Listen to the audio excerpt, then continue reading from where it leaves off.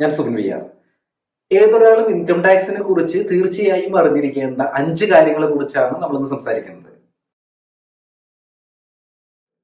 First one, എന്താണ് income tax? Income tax എന്നത് പേര് സൂചിപ്പിക്കുന്നത് പോലെ തന്നെ നിങ്ങളുടെ വരുമാനത്തിനുള്ള ഒരു നികുതിയാണ് ഇൻകം ടാക്സ് എന്ന് പറയുന്നത്. ഇത് ഡയറക്റ്റ് ടാക്സ് അല്ലെങ്കിൽ പ്രത്യക്ഷ നികുതി എന്നുള്ള ഒരു കാറ്റഗറിയിലാണ് ഇൻകം ടാക്സ് വരുന്നത്. അതായത് നിങ്ങൾക്ക് വരുമാനം ഉണ്ടെങ്കിൽ മാത്രം നിങ്ങൾ ഈ നികുതി അടച്ചാൽ മതി. അപ്പോൾ ഗവൺമെന്റ് ഒരു പർട്ടിക്കുലർ സ്ലാബ് ഫിക്സ് ചെയ്തിട്ടുണ്ടായിരിക്കും. ആ സ്ലാബിന് മുകളിൽ വരുമാനമുള്ള ആളുകൾ മാത്രം ഈ നികുതി അടച്ചാൽ മതി. ഡയറക്റ്റ് ടാക്സിനെ സംബന്ധിച്ചിടത്തോളം ആരാണോ നികുതി ലയബിൾ ആയിട്ടുള്ളത്, നികുതി അടയ്ക്കാനായിട്ട് ബാധ്യതയുള്ളത്, അദ്ദേഹം തന്നെ ടാക്സ് അടയ്ക്കേണ്ടതായിട്ടുണ്ട്. അതുകൊണ്ടാണ് അതിനെ ഡയറക്റ്റ് ടാക്സ് അല്ലെങ്കിൽ പ്രത്യക്ഷ നികുതി എന്ന് പറയുന്നത്. കുറച്ചുകൂടി ഈസി ആയിട്ട് കാര്യങ്ങൾ മനസ്സിലാവാനായിട്ട് നിങ്ങൾക്ക് GST കുറിച്ച് നോക്കാം. GST എന്ന് പറയുന്നത് ഒരു ഇൻഡയറക്റ്റ് ടാക്സ് ആണ്, ഗുഡ്സ് ആൻഡ് സർവീസ് ടാക്സ്. ഇത് പ്രത്യേകിച്ച് ഒരു വരുമാനവുമായി പ്രത്യേകിച്ച് യാതൊരു ബന്ധവുമില്ല. ഉദാഹരണത്തിന് നിങ്ങളൊരു സോപ്പ് വാങ്ങിക്കുകയാണെന്ന് കരുതുക. നിങ്ങളൊരു സോപ്പ് വാങ്ങിക്കുമ്പോൾ 5 രൂപ GST ആയിട്ട് കൊടുക്കേണ്ടതുണ്ട് എന്ന് കരുതുക. ഈ നികുതി ലയബിലിറ്റി ഇത് എന്തായാലും നിങ്ങൾ അടച്ചേ മതിയാവൂ. നിങ്ങളുടെ വരുമാനവുമായി പ്രത്യേകിച്ച് യാതൊരു ബന്ധവുമില്ല. മുകേഷ് അംബാനിയും നമ്മളും അല്ലെങ്കിൽ ഏത് സാധാരണക്കാരനും ഒരു സോപ്പ് വാങ്ങിക്കുകയാണെന്നുണ്ടെങ്കിൽ 5 രൂപ GST ഉണ്ടെന്നുണ്ടെങ്കിൽ ആ GST അടയ്ക്കേണ്ടതായിട്ടുണ്ട്. അവിടെ ഒരു വ്യത്യാസം വരുന്നത് ആരാണോ ഈ നികുതി കൊടുക്കുന്നത്. ഉദാഹരണത്തിന് നിങ്ങളാണ് സോപ്പ് വാങ്ങിക്കുന്നത്, നിങ്ങൾ 5 രൂപയുടെ നികുതി കൊടുക്കുന്നു. പക്ഷെ ഇത് കളക്ട് ചെയ്ത് അടയ്ക്കുന്നത് മറ്റൊരാളാണ്. അതുകൊണ്ടാണ് അതിനെ ഇൻഡയറക്റ്റ് ടാക്സ് എന്ന് പറയുന്നത്. അപ്പോൾ നമ്മൾ മനസ്സിലാക്കിയത് ഇൻകം ടാക്സ് എന്ന് പറയുന്നത് ഒരു ഡയറക്റ്റ് ടാക്സ് ആണ്. അത് ഒരു വരുമാനത്തിനുള്ള, നിങ്ങളുടെ ഒരു വരുമാനം പ്രത്യേക സ്ലാബിന് മുകളിൽ വരുമ്പോൾ അടയ്ക്കേണ്ട ടാക്സ് ആണ് ഇൻകം ടാക്സ് എന്ന് പറയുന്നത്. ഇനി ഏതൊക്കെ വരുമാനത്തിനാണ് നിങ്ങൾ ടാക്സ് അടയ്ക്കേണ്ടതായിട്ടുള്ളത്? ഇൻകം ടാക്സ് ആക്ട് പ്രകാരം 5 ഹെഡുകളിലാണ് നിങ്ങളുടെ വരുമാനത്തിനെ കാറ്റഗറൈസ് ചെയ്തിരിക്കുന്നത്. അതിൽ ഫസ്റ്റ് വൺ വരുന്നത് സാലറി അല്ലെങ്കിൽ പെൻഷൻ ഇൻകം.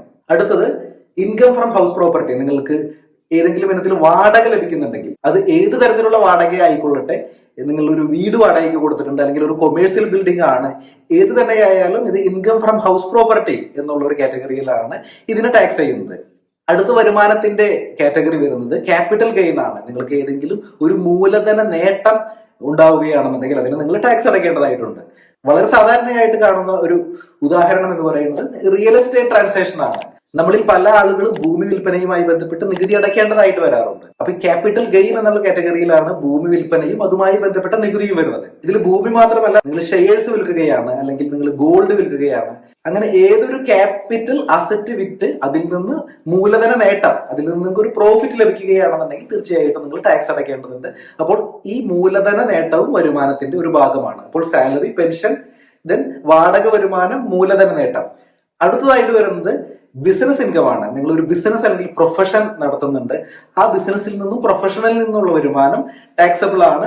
ഇതാണ് 4ാമത്തെ ഹെഡായിട്ട് വരുന്നത്. അവസാനത്തെ ഹെഡായിട്ട് വരുന്നത് ഇൻകം ഫ്രം അതർ സോഴ്സസ്, മറ്റു മാർഗങ്ങളിൽ നിന്നുള്ള വരുമാനങ്ങൾ. നമ്മൾ ഈ മുൻപ് ഡിസ്കസ് ചെയ്തിട്ടുള്ള ഈ 4 മാർഗങ്ങളിൽ കൂടിയല്ലാതെ വേറെ ഏത് രീതിയിൽ നിങ്ങൾക്ക് വരുമാനം ലഭിക്കുകയാണെന്നുണ്ടെങ്കിലും അത് ടാക്സബിൾ ആണ്. ഇൻകം ടാക്സുകാർ വേറെ ഒന്നും ഒഴിവാക്കിയിട്ടില്ല. നിങ്ങളുടെ എല്ലാ വരുമാനവും ടാക്സബിൾ ആണ്. ഉദാഹരണത്തിന് നിങ്ങൾക്ക് ഡിവിഡൻഡ് ലഭിക്കുകയാണ് അല്ലെങ്കിൽ പലിശ വരുമാനം ലഭിക്കുകയാണ്, ഇതെല്ലാം ടാക്സബിൾ ആണ്.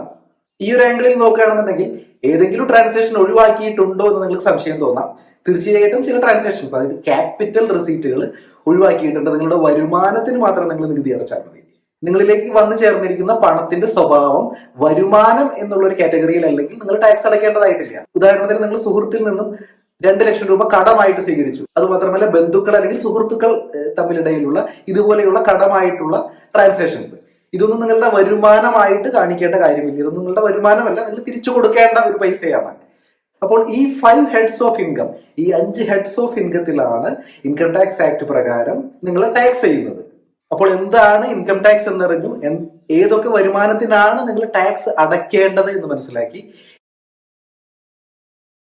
ഇനി എങ്ങനെയാണ് നിങ്ങൾ ടാക്സ് അടയ്ക്കുക? ടാക്സ് അടയ്ക്കുന്നതിന് മുൻപ് തന്നെ നിങ്ങൾ ഐഡന്റിഫൈ ചെയ്യേണ്ടതുണ്ട്. അതിനായി ഒരു പെർമനന്റ് അക്കൗണ്ട് നമ്പർ പാൻ ഓരോ നികുതിദായകനും അലോട്ട് ചെയ്യേണ്ടതായിട്ടുണ്ട്.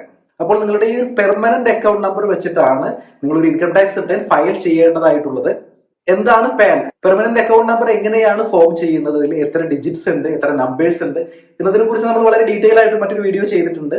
നിങ്ങളുടെ പെർമനന്റ് അക്കൗണ്ട് നമ്പറിന്റെ 4ാമത്തെ ക്യാരക്ടർ എപ്പോഴും P എന്നായിരിക്കും. ഇങ്ങനെ നിങ്ങളുടെ പെർമനന്റ് അക്കൗണ്ട് നമ്പറിൽ ഒരുപാട് കാര്യങ്ങൾ ഒളിഞ്ഞിരിക്കുന്നുണ്ട്.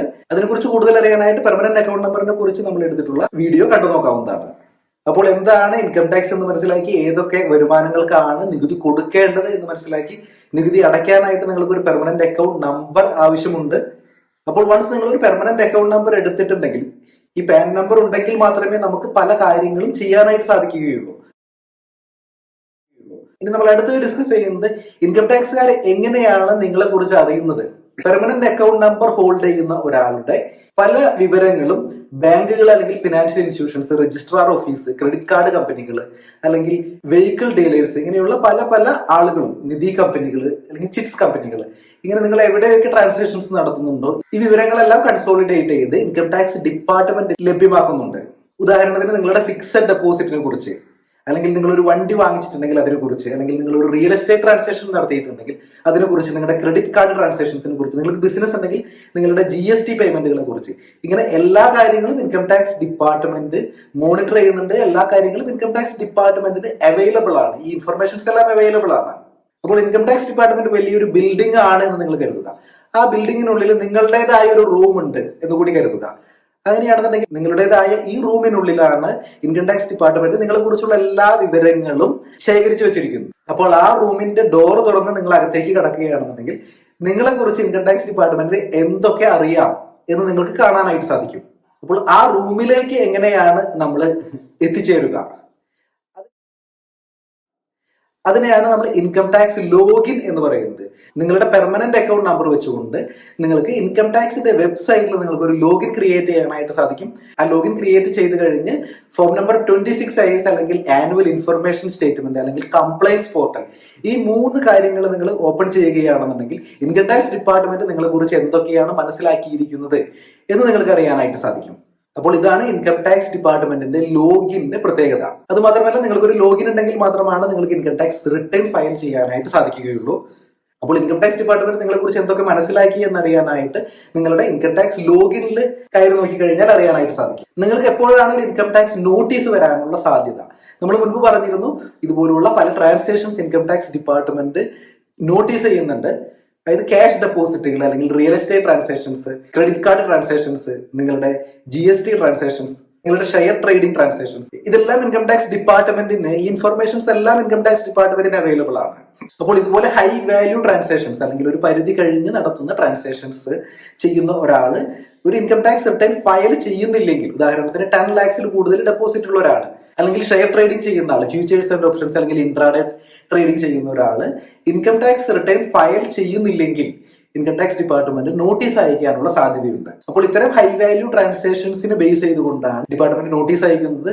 അങ്ങനെ ഒരു SMS അല്ലെങ്കിൽ നിങ്ങൾക്കൊരു ഇമെയിലോ വരികയാണെന്നുണ്ടെങ്കിൽ അതിനെ നിസ്സാരമായി കാണാതെ നിങ്ങൾക്കൊരു ഇൻകം ടാക്സ് ലോഗിൻ ഉണ്ടെങ്കിൽ നിങ്ങൾ ലോഗിൻ ചെയ്തതിന് ശേഷം എന്താണ് അതിന്റെ കൂടുതൽ വിശദാംശങ്ങൾ എന്ന് മനസ്സിലാക്കി ഒന്നുകിൽ നിങ്ങൾക്കൊരു റെസ്പോൺസ് ഫയൽ ചെയ്യാവുന്നതാണ്, അല്ലെങ്കിൽ നിങ്ങൾ ഇൻകം ടാക്സ് റിട്ടേൺ ഫയൽ ചെയ്യേണ്ടതുണ്ടെങ്കിൽ നിങ്ങൾ തീർച്ചയായിട്ടും ഇൻകം ടാക്സ് റിട്ടേൺ ഫയൽ ചെയ്തെടുക്കുക. ഇൻകം ടാക്സ് ലോഗിനുമായി ബന്ധപ്പെട്ട് ചില ആളുകളുടെ ചില സംശയങ്ങളുള്ളത്, once income tax login create ചെയ്യുകയാണെന്നുണ്ടെങ്കിൽ പിന്നെ എല്ലാ വർഷവും ഇൻകം ടാക്സ് റിട്ടേൺ ഫയൽ ചെയ്യേണ്ടതായിട്ട് വരും. അത് വളരെ തെറ്റിദ്ധാരണയാണ്. അങ്ങനെയൊന്നുമില്ല. നിങ്ങൾക്കൊരു ഇൻകം ടാക്സ് ലോഗിൻ ഉണ്ടെങ്കിൽ നിങ്ങൾ ഇൻകം ടാക്സ് ബിൽഡിങ്ങിലെ നിങ്ങളുടെ റൂമിലേക്കുള്ള ഒരു കീ നിങ്ങളുടെ കയ്യിലുണ്ടെന്ന് അർത്ഥം. ഇതൊക്കെയാണ് ഇൻകം ടാക്സ് ഡിപ്പാർട്ട്മെന്റ് നിങ്ങളെ കുറിച്ച് അറിഞ്ഞിരിക്കുന്നത് എന്ന് നിങ്ങൾക്ക് അറിയാനായിട്ട് സാധിക്കും. അപ്പോൾ ഒരു ഇൻകം ടാക്സ് ലോഗിൻ ഉള്ളത് നിങ്ങൾക്ക് ഗുണകരമാണ്. ഒരു ഇൻകം ടാക്സ് ലോഗിൻ ക്രിയേറ്റ് ചെയ്തു എന്നതുകൊണ്ട് മാത്രം നിങ്ങൾ ഇൻകം ടാക്സ് റിട്ടേൺ ഫയൽ ചെയ്യണം എന്ന് യാതൊരു നിർബന്ധവുമില്ല. അത് മാത്രമല്ല, ചില ആളുകളുടെ തെറ്റിദ്ധാരണ ഒരു തവണ ഇൻകം ടാക്സ് റിട്ടേൺ ഫയൽ ചെയ്ത് കഴിഞ്ഞാൽ ഇനി വീണ്ടും എല്ലാ വർഷവും ഇൻകം ടാക്സ് റിട്ടേൺ ഫയൽ ചെയ്യണം എന്നുള്ളൊരു തെറ്റിദ്ധാരണയുണ്ട്. അതൊട്ടും ശരിയല്ല. ഉദാഹരണത്തിന് നിങ്ങൾക്ക് ഒരു വർഷം നിങ്ങൾക്ക് ഒരു റിയൽ എസ്റ്റേറ്റ് ട്രാൻസാക്ഷനുമായി ബന്ധപ്പെട്ട് നിങ്ങൾക്ക് ഒരു വർഷം നിങ്ങൾ ഇൻകം ടാക്സ് റിട്ടേൺ ഫയൽ ചെയ്യേണ്ടതായിട്ട് വന്നു. അടുത്ത വർഷങ്ങളിലൊന്നും നിങ്ങൾക്ക് വരുമാനമില്ലെങ്കിൽ നിങ്ങൾ ഇൻകം ടാക്സ് റിട്ടേൺ ഫയൽ ചെയ്യേണ്ട ആവശ്യമില്ല. അപ്പോൾ ഇൻകം ടാക്സിനെ കുറിച്ച് ഒരു സാധാരണക്കാരൻ അത്യാവശ്യം അറിഞ്ഞിരിക്കേണ്ട കാര്യങ്ങളാണ് നമ്മൾ ഈ വീഡിയോയിലൂടെ ഷെയർ ചെയ്തത്. വീഡിയോ യൂസ്ഫുൾ ആയി എന്ന് കരുതുന്നു. ഈ വീഡിയോയുമായി ബന്ധപ്പെട്ട് നിങ്ങൾക്ക് എന്തെങ്കിലും അഭിപ്രായങ്ങളോ സംശയങ്ങളോ ഉണ്ടെങ്കിൽ കമന്റ് ബോക്സിൽ മെൻഷൻ ചെയ്യാം. ചാനലിന്റെ വാട്സ്ആപ്പ് നമ്പർ ഡിസ്ക്രിപ്ഷനിൽ കൊടുത്തിട്ടുണ്ട്. നിങ്ങൾക്ക് അതിലേക്ക് മെസ്സേജ് അയക്കാം. മറ്റൊരു വീഡിയോ ആയിട്ട് വീണ്ടും കാണാം. Thanks for watching.